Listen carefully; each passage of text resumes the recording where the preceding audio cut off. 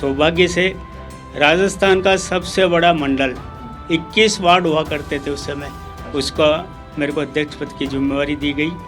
10 साल मैंने काम किया। समय की पाबंदी राजनीतिक क्षेत्र में नहीं है, मेरे को बड़ा अखरता था। मेरी आदत में समय की पाबंदी थी, इसलिए मैंने प्रयास भी किया और सुधारा भी। हमारे मंडल की जब भी बैठक होती थी, समय पे अधिकतम 80% लोग उपस्थित हो जाते थे। जो क्षेत्र है मेरी दृष्टि से ठीक नहीं है, झूठ गलत बातें करना ये अच्छा नहीं लगता, मेरे को नहीं लगता। जो मुझे ध्यान में आता है, पहला टिकट अशोक लाहोटी को मिला भारतीय जनता पार्टी का सिविल लाइन से। उसके बाद अरुण चतुर्वेदी आ गए, उसके बाद में गोपाल शर्मा जी आ गए। बढ़ते जाना हिंदू युवकों सिंह सपूतो, केशव की ज्योतिर्मय किरणों, माधव प्रेरित मलय समीरो, गीत निराशा के मत गाना, बढ़ते जाना बढ़ते जाना। नमस्कार, मैं हूं विवेकानंद और आप देखना शुरू कर चुके हैं हमारी खास पेशकश 100 बरस संघ के 100 कहानियां संघर्षों की। ऐसी कहानियां जो आज के इस दौर में प्रेरणा देती हैं नवयुवकों को, ऐसी कहानियां जो आपको दांतों तले अंगुली दबाने को मजबूर कर देती हैं कि आखिर इतने विरोध में भी संघ कार्य हुआ तो कैसे हुआ। जब सरकार विरोध में थी, जब प्रतिबंध लग गए और समाज में भी कोई बहुत अधिक स्वीकार्यता नहीं थी, उस दौर में भी अनेक ऐसे स्वयंसेवक थे जिन्होंने न अपने करियर की चिंता की, न चिंता की अपने परिवार की, न चिंता की अपने शरीर की और न चिंता की अपने भविष्य की। माँ भारती की सेवा के लिए अहरनिश लगे रहे, देश की सेवा में, समाज को संगठित करने के लिए।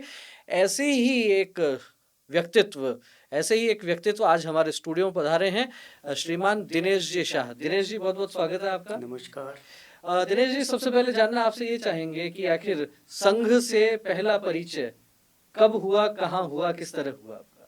आपातकाल का दौर था, मैं कोटपुतली का रहने वाला हूँ, वहीं मेरा संघ से परिचय हुआ। संघ से परिचय कोटपुतली में हुआ? कौन से सन की बात रही होगी? 1975 में। तो उस समय तो शाखा लगती नहीं थी, प्रतिबंध लगा हुआ था, उसी समय की बात है? जी हाँ, बिल्कुल ध्वज नहीं लगते थे। हाँ। सायंकाल रात्रि को 10, 5, 20 स्वयंसेवक मिलते थे, बातचीत करते थे, प्रार्थना होती थी और विकेर हो जाती थी। खेल भी होते थे? बैठे बैठे के खेल, कमरे के अंदर रहते थे तो वैसे ही खेल होते थे। अच्छा, तो आपका जिस शाखा में जाना हुआ उस दौर में वो मिलन था एक प्रकार का, क्योंकि ध्वज लगता नहीं था पर प्रार्थना तो होती थी। जी हाँ। तो पहली बार जाना कैसे हुआ? जब बंद कमरे में यदि शाखा लग रही थी तो बाहर से तो पता लगता नहीं होगा, कौन लेकर गए, क्या कहकर लेकर गए? कोटपुतली के नगर कार्यवाह थे श्री मैथिली शरण जी, उनसे मेरा परिचय था। वो एक रोज़ बोले मेरे को, यार आज रात को बैठेंगे अपन, और हम साथ चले गए उनके। वहीं मेरा परिचय हुआ, पहली प्रार्थना। कुछ स्मृतियां हैं अभी भी कि जब पहली बार गए, या शुरुआती जो समय था महीने 2 महीने का, तो उस समय किस तरह की बातें होती थी? क्योंकि जिस तरीके से हम कहते हैं कि संघ की शाखा जो मैदान में शाखा लगती है, उसमें तो अधिकांश समय शारीरिक गतिविधियां रहती हैं, सूर्य नमस्कार होते हैं, योग अभ्यास होता है, खेल होते हैं। बंद कमरे में उस 1 घंटे के दौरान किस तरह की चर्चाएं, किस तरह की बात, क्या कुछ होता था? समाज के विषय में चर्चा होती थी, राष्ट्र के आपातकाल के विषय में चर्चा होती थी। कभी कभी हमको कुछ पत्रक देते थे, वो पढ़ने के लिए देते थे, और साथियों को पढ़ाने के लिए भी बोलते थे, उनको पढ़ाइए। क्या होता था उन पत्रकों में? आपातकाल के विषय में जानकारी होती थी, देश किस स्थिति से गुजर रहा है उसके विषय में जानकारी होती थी। तो ये जो आप बात बता रहे हैं, ये तो एक प्रकार से तात्कालिक परिस्थिति हो गई उस समय की, कि आपातकाल था और संघ के साथ में समाज के अन्य कई संगठन भी उस समय आपातकाल के विरोध में संघर्ष कर रहे थे। वास्तव में संघ का जो विचार है ये कब समझ में आने लगा? संघ का विचार आपातकाल खत्म होने के बाद नियमित स्वयंसेवक बना। उसके बाद मेरे को हमारे जिला प्रचारक थे माननीय राम प्रसाद जी बैसाब, उनके माध्यम से संघ के विषय में जानकारी हुई। राम प्रसाद जी जो अभी धर्म जागरण में हैं? जी हाँ, वही आपके जिला प्रचारक थे? जी हाँ। कोटपुतली जिला हुआ करता था? जयपुर जिला। अच्छा, जयपुर जिला हुआ करता था, उसी में आता था कोटपुतली? जी हाँ। तो राम प्रसाद जी जब आते थे उस समय, और उनसे आपका मिलना जुलना होता था, तो उनकी कोई बात उस समय की, अभी तो मिलना जुलना होता ही होगा निश्चित रूप जी से, हाँ, जी उस समय कौन सी बात आपको उनकी ऐसी विशेष लगती थी कि नहीं ये सामान्य व्यक्ति नहीं है, संघ के प्रचारक हैं, कुछ इनमें विशेष बात है? उनकी याददाश्त और घर में जाके मिलना सबसे, मेरे दादाजी दादी जी से भी मिलते थे और बड़ी आत्मीयता से मिलते थे। अच्छा, संघ शिक्षा वर्ग हुआ आपका, प्रथम वर्ष हुआ? जी हाँ, उसके प्रथम। पहले प्राथमिक वर्ग भी हुआ? नहीं जी, उस तो समय प्राथमिक वर्ग नहीं हुआ करता, सीधे प्रथम वर्ष होता था? नहीं, प्राथमिक वर्ग होते थे, लेकिन मेरा प्रथम वर्ष हुआ अच्छा, आपको तो सीधा एकदम जो है वो सीधे ही प्रथम वर्ष में भेज दिया गया। जी हाँ, कितने दिन का होता था प्रथम वर्ष? 30 दिन का। अच्छा, बाद में 20 दिन के होने लग गए। जी हाँ। तो क्या अनुभव रहा? 30 दिन घर से अलग आप रहे, अलग तरह की परिस्थितियां रही होंगी, दोनों समय शाखा लगती होगी, कुछ स्मृतियां हैं अभी उस समय? बिल्कुल। कहाँ हुआ आपका प्रथम वर्ष? उदयपुर में हुआ है। अच्छा। उस समय हमको अगर कैंटीन में चाय पी ली हम्म। तो भी माइनस अंक मिलते थे, और अच्छा। नहीं पी तो प्लस अंक मिलते थे। दाढ़ी बनाना भी हाथ से ही काम, सुबह नियमित 4:30 बजे उठना और शारीरिक करना, व्यायाम करना और बौद्धिक सुनना बहुत अच्छा लगता था। शारीरिक में ज्यादा रुचि रही कि बौद्धिक कार्यक्रमों में ज्यादा? शारीरिक में। शारीरिक में ज्यादा रुचि रहती थी। कौन से विषय में? दंड में। अच्छा, दंड या दंड युद्ध? दंड। अच्छा, क्रमिकाएं वगैरह होती हैं? जी हाँ, जी हाँ। निश्चित रूप से जो संघ की शाखाओं में जाते हैं और जो संघ के कार्यक्रमों में जाते हैं, वे निश्चित रूप से समझते हैं कि वहाँ जिस तरह की गतिविधियां होती हैं, खासतौर पर संघ शिक्षा वर्गों में सुबह और शाम दोनों समय मिलाकर 4 से 5 घंटे तक के शारीरिक कार्यक्रम होते हैं, विभिन्न प्रकार के खेल होते हैं, आपके शरीर की साधना होती है। साथ ही साथ वहाँ जो बौद्धिक कार्यक्रम होते हैं उनसे आपकी वैचारिक स्पष्टता बनती है, आपको इतिहास के बारे में जानकारी होती है, देश के बारे में अनेक ऐसे तथ्य हैं, अनेक ऐसे पहलू हैं जो किन्हीं पाठ्य पुस्तकों में नहीं पढ़ाए जाते। देश के अनेक महापुरुषों के जीवन के बारे में भी चर्चा होती है। उस समय भी बौद्धिक हुआ करते थे, आज इस दौर में भी होते हैं।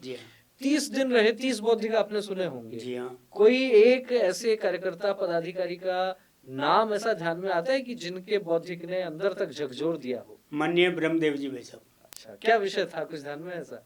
राजनीति का ही विषय था। राजनीति भी परम वैभव पे पहुंचाने का एक लक्ष्य है, लेकिन हमारा लक्ष्य और राजनीति का लक्ष्य अलग है। राजनीति थोड़ी गंदी जगह है ये मान के चलते हैं। वो उदाहरण देते थे, नाले में जा रहे हैं अपन, पानी कीचड़ में से जा रहे हैं, बीच बीच में पत्थर रखे हुए हैं, अगर आप संभल के राजनीति में चले तो आगे पहुंच जाएंगे, और थोड़ा भी विचलित हुए तो पत्थर डगमगा जाएगा और आप गिर जाएंगे, कीचड़ में गिर जाएंगे। जी हाँ। बहुत अच्छे से स्पष्ट करते थे पुराने लोग कि राजनीति में यदि काम कर रहे हैं, नाले में पत्थर के ऊपर चलने के समान है, और थोड़ा सा यदि आप विचलित हुए, पत्थर डगमगाएगा और आप नाले में गिरेंगे तो फिर छींटे निश्चित रूप से लगेंगे। इसलिए राजनीतिक क्षेत्र में कार्य करने वाले लोगों को यदि संघ के पदाधिकारी या उनसे संपर्क रहता है तो वे सदैव सचेत करते रहते हैं कि आप जिस क्षेत्र में काम कर रहे हैं वो कोई साधारण सामान्य क्षेत्र नहीं है, वो क्षेत्र बहुत विशेष है, और इसलिए आपको बहुत सावधानी की भी आवश्यकता है। और भी किसी पदाधिकारी का, किसी प्रचारक का, किसी गृहस्थी कार्यकर्ता का बौद्धिक विषय कोई ऐसा ध्यान में आ रहा है उस समय का? बहुत समय बीत गया वैसे तो उन बातों को। 50 वर्ष हो गए। 50 वर्ष हो गए। अभी इतना याद है, ये भी कम बात नहीं है, क्योंकि सामान्यतः एक प्रवाह चलता रहता है, काल का प्रवाह, समय का प्रवाह भी है, और ऐसे में जब हम बैठते हैं कभी और पुरानी बातें याद करने का प्रयत्न करते हैं तो फिर मन की भी स्थितियां अलग प्रकार की हो जाती हैं। तो आप प्रथम वर्ष में जब गए तो जयपुर से जाना हुआ या कोटपुतली से? कोटपुतली से। कितने लोग गए होंगे साथ में? और 3 लोग थे हम कोटपुतली से। कोटपुतली से 3 लोग थे, फिर वापस वहां से कोटपुतली पहुंचे? नहीं, जयपुर सीधा मैं मेरे परिवार वाले जयपुर शिफ्ट हो गए थे। अच्छा, सीधा जयपुर ही आया। परिवार के सभी लोग जयपुर आ गए व्यापार के लिए? जी हाँ। या और कोई काम? व्यापार। वहाँ कोटपुतली में भी व्यापार ही था? नहीं, हमारा व्यापार पेरेंट्स का ग्वालियर एमपी में था। अच्छा, वहाँ से शिफ्ट करके ये लोग जयपुर आए थे। अच्छा, ग्वालियर में व्यापार था। किस चीज का व्यापार रहा? Military canteen. अच्छा अच्छा, तो फिर आप संघ शिक्षा वर्ग प्रथम वर्ष करने के बाद में सीधे जयपुर आ गए। जी हाँ। यहाँ संघ कार्य में किस तरह से फिर आप रचे बसे, किस तरह से संपर्क हुआ, क्या क्या जिम्मेदारियां रही?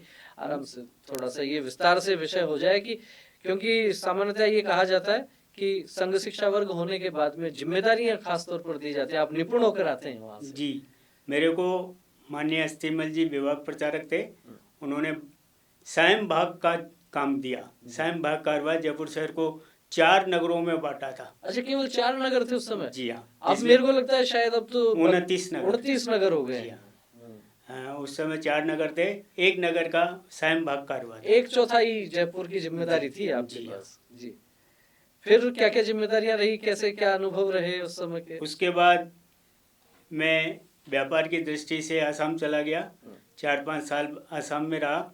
उसके बाद वापस लौटते हुए नगर में जिम्मेवारी मिली मेरे को, व्यवस्था प्रमुख और बौद्धिक प्रमुख। महावीर नगर हुआ करता था, वही 4 जयपुर शहर के 4 भागों में एक नगर का। आसाम आप रहे तो वहां संघ से संपर्क नहीं हो पाया? वहाँ नहीं हो पाया, कारण था उसका, मैं मिलिट्री कैंटीन थी मेरे पास। अच्छा, तो कैंटीन के अंदर ही रहना होता था, तो बाहर किसी से संपर्क होते ही नहीं थे। बाहर आना जाना ही नहीं होता था। बाहर के लोगों का तो वहां आना जाना होता था ना। क्या? बाहर के लोग भी नहीं आते थे ना, नहीं। अंदर के लोग बाहर जाते थे, तो वो एक अलग ही तरह की दुनिया हो गई। जी हाँ। कितने समय रहना हुआ वहाँ? 4 साल। 4 वर्ष। 4 वर्ष के बाद फिर से आप जयपुर आ गए और फिर से यहाँ जिम्मेदारियां मिलनी शुरू हो गई। जी जी हाँ। तो खास तौर पर बात करें तो आपके पास में जो जिम्मेदारी रही, मुख्य शिक्षक की रही होगी, कार्यवाह आप रहे जी हाँ। होंगे, और सायं कार्यवाह रहे 1/4 जयपुर के। उस समय का एक नगर 1/4 जयपुर हुआ करता था, जी हाँ। उसके सायं कार्यवाह आप रहे।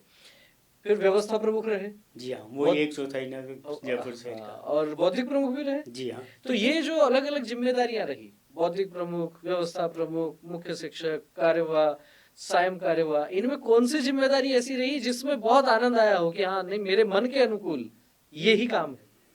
नगर सायं बाग प्रमुख का जिम्मेवारी बड़ी मस्ती रही। सायं शाखाएं थी तो छोटी उम्र के लोग ज़्यादा थे, जी। उनसे मिलना जुलना बातचीत करना बहुत अच्छा लगता था। अच्छा, आपके उस समय साथ में महानगर में कार्यवाह, महानगर के सायं कार्यवाह, उस समय महानगर के प्रचारक कौन लोग थे, उनके साथ कैसा क्या व्यवहार? महानगर कार्यवाह राधाकृष्ण जी राठी थे, बहुत बढ़िया व्यक्तित्व था, उनसे सीखने को खूब मिला।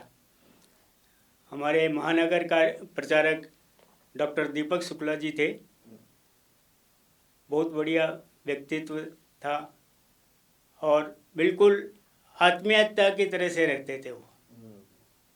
तो राठी जी और शुक्ला जी के बारे में आपने बताया, उनके साथ की कोई ऐसी घटना भी कोई ध्यान में आती है कि सामान्यतः साथ में काम करने वाले कार्यकर्ता स्नेह प्रेम से तो काम करते ही हैं, लेकिन कभी कोई नोकझोंक हुई हो, कभी किसी बात में मतभेद हुए हो, कभी आप कुछ कहना चाह रहे हो वो उस बात को समझ नहीं पा रहे हो, कोई ऐसी भी कोई घटना, कोई बात? एक बार सायं की बैठक थी, राधाकृष्ण जी राठी उसमें आने वाले थे, थोड़ा सा विलम्ब हो गया, तो हम सब जो युवा कार्यकर्ता थे उनको थोड़ा सा लगा कि भाई साहब लेट होने से परिवार वाले बच्चे हैं, जाने में देर हो जाती है तो परिवार वाले नाराज होते हैं, इसलिए थोड़ी सी रोक-टोक हुई थी उनसे। अच्छा, वो बातचीत हुई थोड़ी। और भी कोई प्रचारकों के साथ में आपका संपर्क वगैरह रहा, उनके साथ का कोई संस्मरण, कोई पुरानी बात याद आ रही? माननीय सुरेश जी शर्मा से मेरे तहसील प्रचारक थे, उनका स्वभाव और उनका व्यक्तित्व ही मेरे को बहुत प्रभावित किया। एक घटना याद आती है जी। साइकिल से जा रहे हैं, पहले शाखाएं कम होती थी जी। कोटपुतली शहर से करीब 20 किलोमीटर साइकिल से गए, जिनके यहाँ रुकना था उनको वो नहीं मिले, तो रात्रि को मंदिर में सो गए। अच्छा। और मंदिर में सो के सुबह काम किया, बातचीत की लोगों से और आ गए। ऐसा मेरे को मतलब इतने समर्पित, जो स्थान सोने का जगह, रहने की जगह नहीं मिली तो भी मंदिर में, सर्दी के दिनों में भी मंदिर में सो के रह गए। ये अपने आप में बहुत विशेष बात है, और जो नए लोग राष्ट्रीय स्वयंसेवक संघ से जुड़ रहे हैं उनको इस तरह की घटनाओं का पता लगे, इसीलिए हमने ये सीरीज प्रारंभ की है 100 वर्ष संघ के 100 कहानियां संघर्षों की। नाम 100 है, लेकिन पता नहीं कितनी सैकड़ों हजारों कहानियां इस श्रृंखला के माध्यम से अलग अलग व्यक्तित्व आते हैं और बताते हैं। अभी इन्होंने जो बताया सुरेश जी, उस समय तहसील प्रचारक थे जो बाद में राजस्थान के क्षेत्रीय प्रचारक भी रहे और प्रचारक प्रमुख भी और प्रचारक प्रमुख रहे, क्षेत्रीय प्रचारक रहे। उनका ये संस्मरण है कि कोटपुतली में जब एक बार वे प्रवास पर थे तो रात्रि में सोने का स्थान नहीं मिला, किसी मंदिर में चले गए।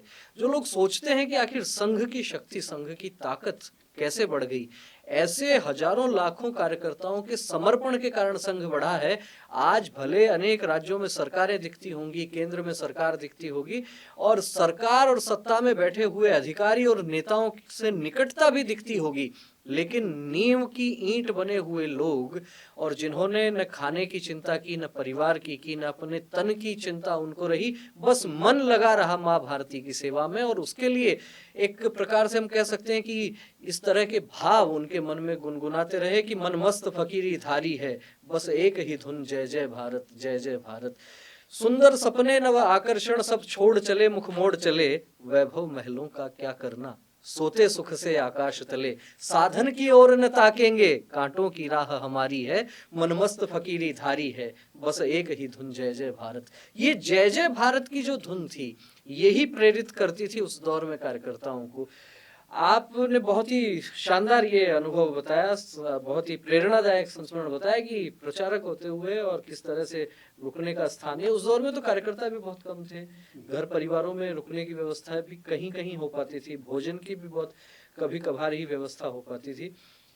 क्योंकि आप युवावस्था में उस समय जुड़े और उसके बाद में कोटपुतली से जयपुर आपका आना हो गया, असम आप जाकर आ गए। किसी प्रचारक ने, किसी पदाधिकारी ने, कार्यकर्ता ने कभी ये नहीं कहा कि आपको भी कुछ समय के लिए जो है वो विस्तारक प्रचारक बनना चाहिए? माननीय अस्थिमल जी ने कहा था, इच्छा भी हुई थी, लेकिन परिवार वालों के दबाव की वजह से नहीं जा पाया, इसलिए नहीं जा पाए। अच्छा, संघ में काम करते करते फिर सामान्यतः संघ के बहुत सारे संगठन हैं, तो कहीं ना कहीं किसी कार्यकर्ता का नियोजन होता है। एक दौर के बाद में यूँ देखा जाता है कि समाज के किसी न किसी अन्य क्षेत्र में वो कार्यकर्ता जाए और संघ जिन्होंने प्रारंभ किया, जिन्होंने बढ़ाया, उन लोगों की भी, उन महापुरुषों की भी कल्पना ये थी कि हमें व्यक्ति निर्माण करना है, कार्यकर्ता तैयार करना है, फिर वो समाज में जहां भी खड़ा रहेगा वहां वो अपनी आभा से आसपास के क्षेत्र को महकाएगा, चमकाएगा, जहां भी काम करेगा वहां वो हमारा स्वयंसेवक काम करेगा। आपको संघ के अलावा और कहाँ समाज जीवन के क्षेत्रों में काम करने का, राजनीतिक क्षेत्र में काम करने का मौका मिला। कैसे हुई शुरुआत राजनीति की? राजनीति की शुरुआत, राजनीतिक जब चुनाव होते थे तो संघ के कार्यकर्ताओं को चुनाव की दृष्टि से, कई योजना की दृष्टि से लगाते थे। उसी में मन में एक इच्छा जागृत हुई, मैं भी राजनीति करूं। अच्छा।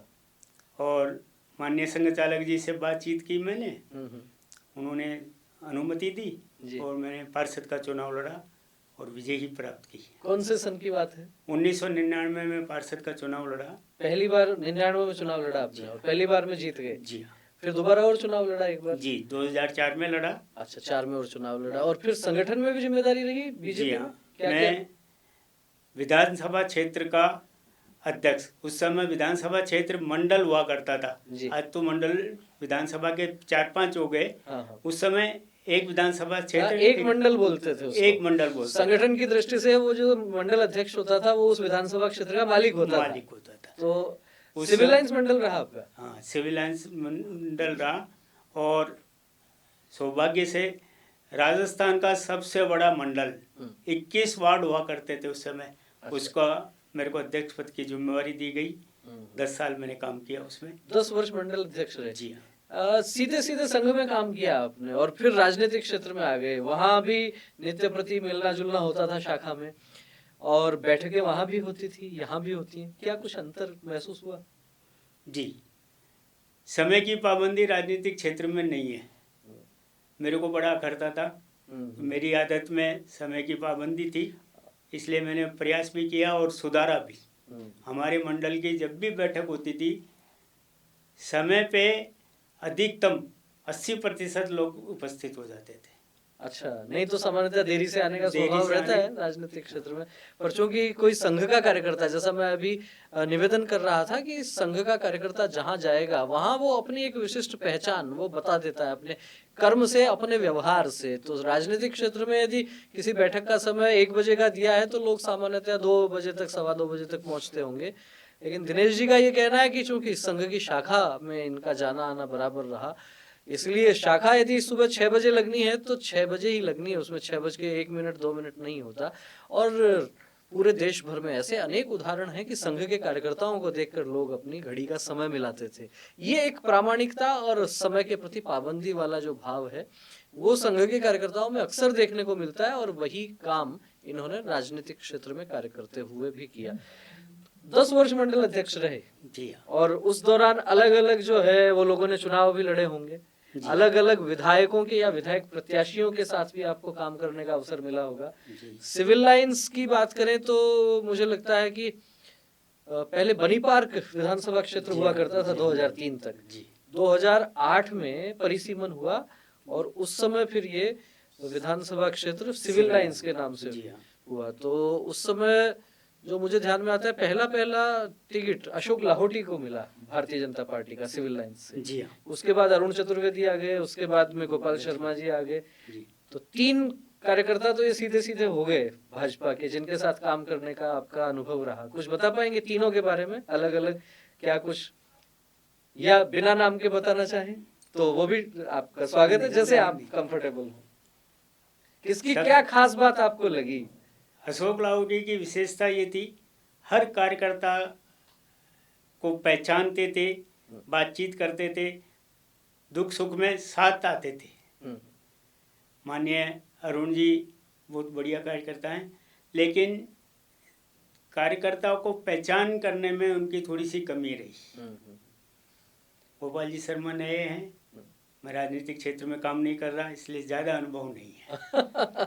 ये साफ गोई होती है संघ के कार्यकर्ताओं की, जो 10 वर्ष मंडल अध्यक्ष रह लिए, पार्षद रह लिए, और अब कह रहे हैं कि मैं अब राजनीतिक क्षेत्र में सक्रिय नहीं रहता, इसलिए वर्तमान में जो विधायक हैं उन पर कोई टिप्पणी अभी नहीं करेंगे। वैसे भी खैर अभी 2 ही वर्ष हुए हैं उनको, एक समय बीतता जाता है। डॉक्टर अरुण चतुर्वेदी बीजेपी के प्रदेश अध्यक्ष भी रहे, विधायक भी रहे एक बार सिविल लाइन से, और सरकार में मंत्री भी रहे। अशोक लाहोटी युवा मोर्चा के प्रदेश अध्यक्ष रहे, विधायक रहे सांगानेर से। सिविल लाइन से विधायक नहीं बन पाए थे, चुनाव हार गए थे वो।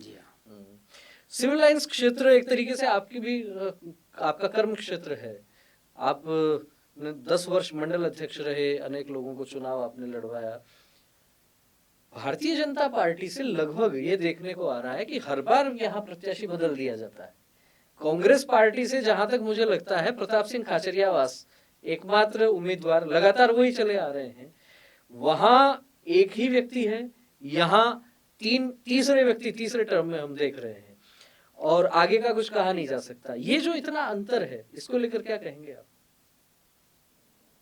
मेरा मानना है कि कार्यकर्ता चुनाव लड़ने के लिए बाहर से लाए, इसलिए बार बार चेंज करते हैं।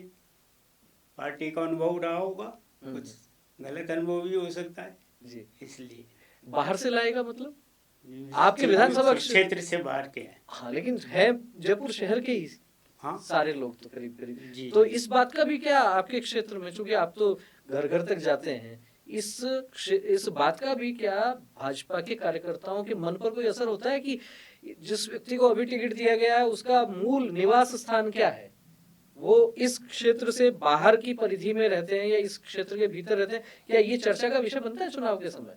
सामान्य कार्यकर्ता बीजेपी का वो तो ऐसा विषय नहीं रखते, चर्चा नहीं करते, लेकिन आम जनता वो बार बार ये कहती तो है कि साहब बाहर का क्यों लेके आए, हमारे क्षेत्र का ही क्यों नहीं लिया आपने कोई कार्यकर्ता। कभी आपके मन में नहीं आई बात विधानसभा चुनाव लड़ने की? नहीं। कभी टिकट की दावेदारी की है आपने? नहीं जी। कभी आगे करेंगे? नहीं, आगे भी दावेदारी नहीं करेंगे? राजनीतिक क्षेत्र ही छोड़ दिया मैंने, पूरी तरह से छोड़ दिया जी। कारण कुछ नहीं, उम्र का प्रभाव।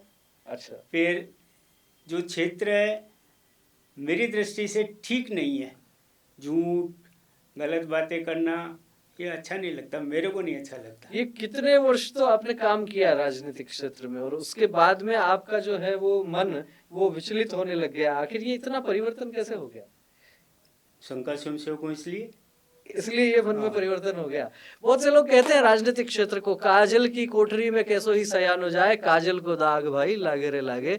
तो चाहे दाग लगे नहीं लगे, लेकिन वहां जिस तरह की उठापटक होती है, जिस तरह के षड्यंत्र होते हैं, पास में बैठे हुए व्यक्ति की कुर्सी की टांग कैसे तोड़ दी जाए, इस तरह के षड्यंत्र होते हैं, तो फिर संघ का सीधा साधा स्वयंसेवक जो केवल और केवल माँ भारती की जय बोलने के लिए सामाजिक क्षेत्र में काम करता है, उनका मन निश्चित रूप से प्रभावित भी होता है और फिर एक दूरी बनाने का भी मन करता है।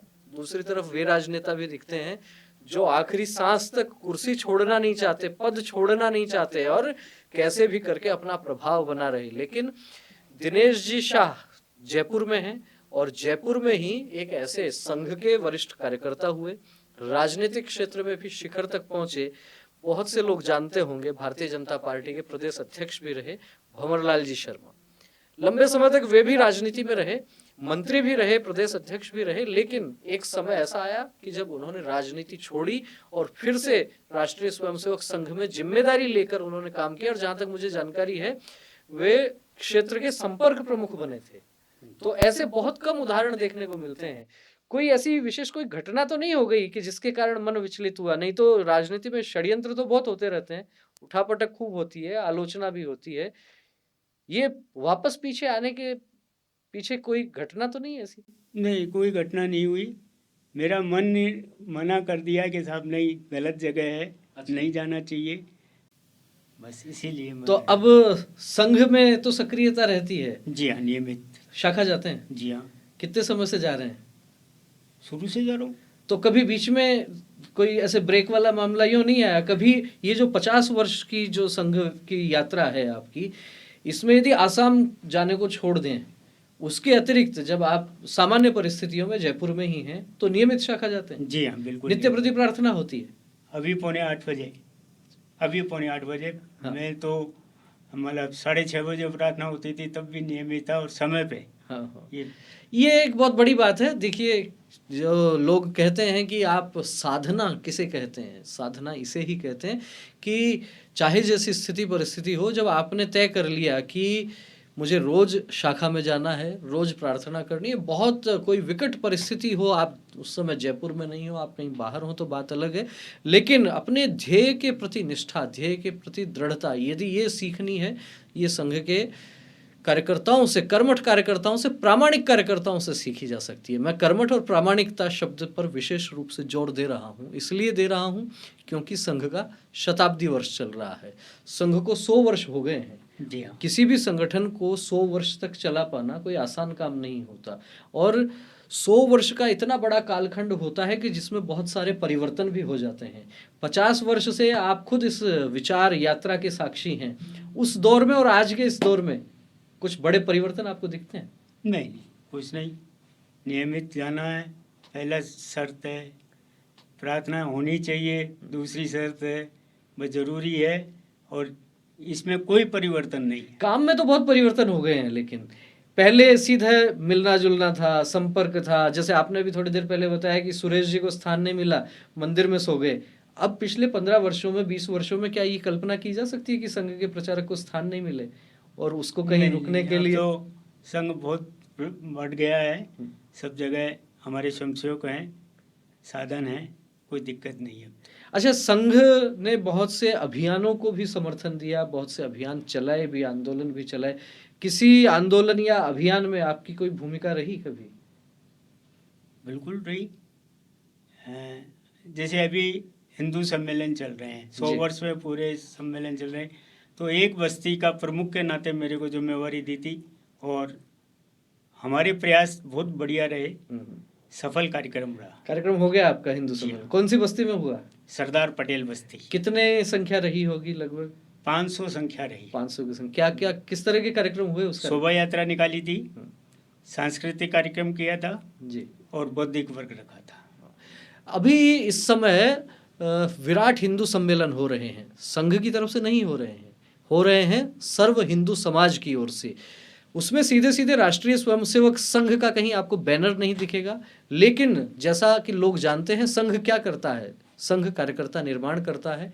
वे कार्यकर्ता पर्दे के पीछे रहकर समाज के लोगों को आगे लाकर और इस तरह के विराट हिंदू सम्मेलनों का आयोजन कर रहे हैं, जिन हिंदू सम्मेलनों में खासतौर पर स्वयं की अवधारणा जो है हमारी, हमारा जो स्वदेशी का विचार है, हमारा कुटुंब प्रबोधन है, पर्यावरण संरक्षण है, नागरिक कर्तव्य है, इन सब विषयों की उसमें चर्चा होती है और अपने गौरवशाली अतीत का स्मरण होता रहे, हमारी नई पीढ़ी को भी इस प्रकार का भी प्रयास किया जाता है। अभी हिंदू सम्मेलन की सक्रियता की आपने बात कही, आपातकाल के समय आप जुड़े, उस समय तो चूंकि बिल्कुल एकदम नए ही थे। जी हाँ। मुझे लगता है आपातकाल के बाद में और अब तक सबसे लंबा और सबसे बड़ा कोई आंदोलन चला होगा तो शायद राम मंदिर आंदोलन रहा होगा। जी हाँ। आप तो उस दौर के भी साक्षी हैं, उस समय भी किस तरह की आपकी क्या सक्रियता रहती थी? बिल्कुल, राम मंदिर आंदोलन में शुरू में हमने 1 ईंट 1 रुपया इकट्ठा करने की किए थे। बहुत बढ़िया काम हुआ।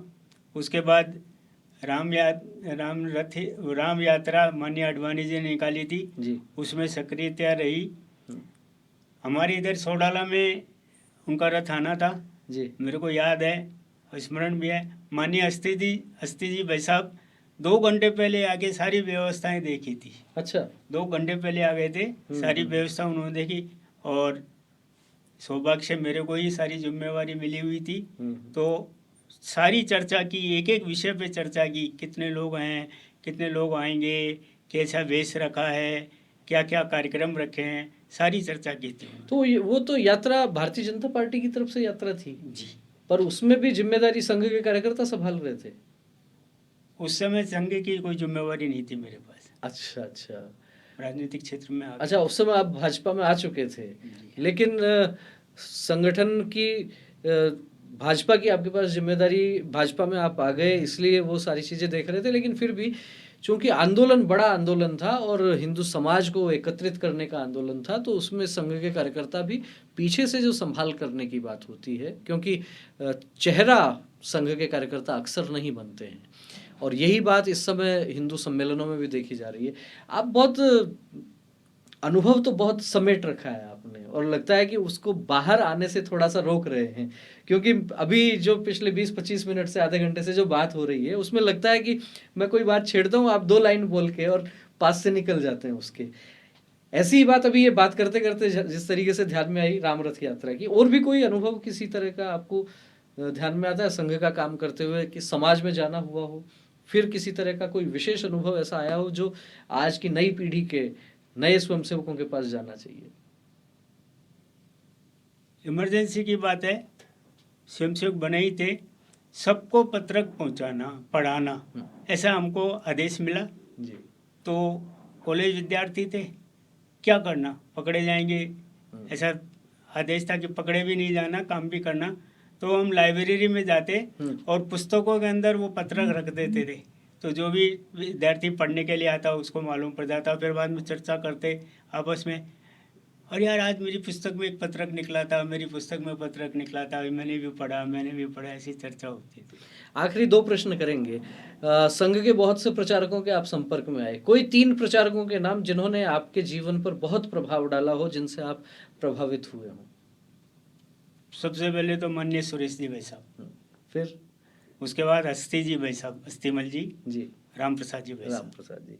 और ऐसे ही कोई 3 कार्यकर्ता, गृहस्थी कार्यकर्ता, क्योंकि संघ में तो प्रचारक तो बहुत कम होते हैं, गृहस्थी कार्यकर्ता अधिक होते हैं और उनके साथ ही काम करने का अनुभव भी ज़्यादा रहता है, तो कोई 3 गृहस्थी कार्यकर्ताओं के नाम बता पाएंगे आप, जिन्होंने संभाल की हो, कठिनाइयों में जो आपके साथ खड़े रहे हों, जिन्होंने आपका व्यक्तित्व गढ़ने में कुछ मदद की हो? हमारे संघ चालक थे माननीय भागचंद जी भाई साहब, उसके बाद अशोक जी जैन, इनका विशेष प्रभाव रहा। चलिए, चलते चलते अब हम चाहेंगे कि हमारे दर्शकों के लिए क्या कुछ संदेश आप देना चाहेंगे? संघ का शताब्दी वर्ष चल रहा है, नए लोग जो संघ से जुड़ रहे हैं उन्हें क्या कहना चाहेंगे? जो पुराने आपके समय के, आपके दौर के कार्यकर्ता हैं या आपके बाद के हैं, उनके लिए क्या कुछ कहना चाहेंगे?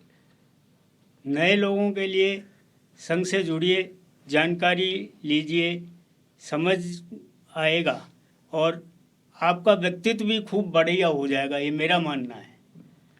पुराने लोगों को तो कहना सब आदर्श हैं हमारे। तो नए लोगों को दिनेश जी का कहना है कि आप संघ के संपर्क में आइए, संघ से जुड़िए और परम पूजनीय सरसंघ चालक मोहन जी भागवत भी एक बात कहते हैं कि आप संघ को बाहर से देखकर धारणा मत बनाइए। आपको संघ को समझना है तो संघ की शाखा में आइए, संघ के कार्यक्रमों में आइए, और लगातार जब आप 5-7 वर्ष तक आएंगे तो आपको कुछ समझ में आने लगेगा कि वास्तव में संघ क्या है। क्योंकि संघ केवल किताबों से नहीं समझा जा सकता, संघ किसी के कहने से नहीं समझा जा सकता। और इस संदर्भ में अनेक लोग ये एक बात कहते हैं कि बाहर से संघ को समझना ठीक वैसे ही है जैसे कोई अंधा व्यक्ति हाथी को समझता है अपने स्पर्श से। पूंछ पकड़ में आती है तो लगता है कि हाथी एक लंबी रस्सी के जैसा होगा, पैर पकड़ में आता है तो लगता है कि हाथी एक खंबे के जैसा होगा, और यदि उसका शरीर उसकी पीठ को पकड़ने का प्रयास करेंगे तो लगेगा कि हाथी पता नहीं कितना विशाल होता है। ठीक वही बात संघ की है, बाहर से समझेंगे नहीं समझ में आएगा। अनेक तरह के पूर्वाग्रह दुराग्रह हो सकते हैं, छोड़ के आइए, संघ की शाखा में आइए, संघ के कार्यक्रमों को देखिए, और फिर उसके बाद संघ के पदाधिकारियों को सुनिए और फिर पढ़िए, तब जाकर लगेगा कि वास्तव में संघ क्या है। संघ 100 वर्ष से राष्ट्र की आराधना में जुटा हुआ है। आप भी जुड़िए, आप भी जुटिए। इन्हीं शुभकामनाओं के साथ देंगे इस कार्यक्रम को विराम। कार्यक्रम अच्छा लगा हो, वीडियो अच्छा लगा हो तो इसे लाइक करें, अधिक से अधिक लोगों तक शेयर करें, अपने विचार कमेंट बॉक्स में अवश्य लिखें। दिनेश जी, आप स्टूडियो में पधारे, आपने समय दिया, बहुत बहुत धन्यवाद। फिर मिलेंगे एक और नए व्यक्तित्व के साथ, एक और नए एपिसोड के साथ, और बात करेंगे ऐसे ही संघ के एक किसी न किसी साधक से, जिनके परिश्रम से, जिनके पसीने से, जिनके खून से बढ़ा है संघ। जुड़े रहिए हमारे साथ। बहुत बहुत धन्यवाद। नमस्कार।